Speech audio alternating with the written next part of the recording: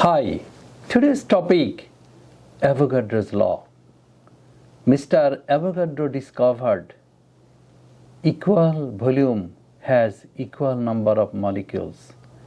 Equal volume, you are watching there are three jars. Equal volume of chlorine, hydrogen, oxygen. They have equal number of molecules. Okay? Now I am going to the moles, molar volume. In the periodic table,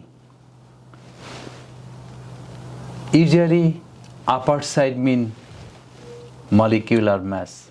When the molecular mass, just imagine in gram, that is called molar mole.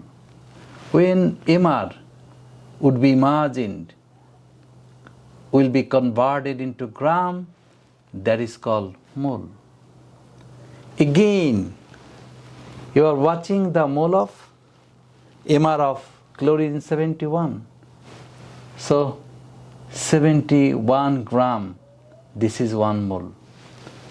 32 gram, you have to pronounce gram, this is 1 mole. Oxygen 2 gram. The weight is different, but whatever the weight, in 1 mole, there is a volume. In 1 mole, there is a 24 decicubic meter of volume, or 24,000 cubic centimeter of volume. In 1 mole, the consisting area, volume, not area, volume is 24 decicubic meter. I mean, whatever the name of the mole, gas, chlorine, hydrogen, fluorine, bromine, but it has 24 decicubic meter area. Sorry, volume.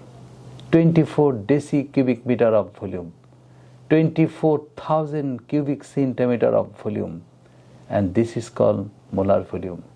Last of all, I again conclude, equal volume has equal number of molecules. This is Avogadro's law.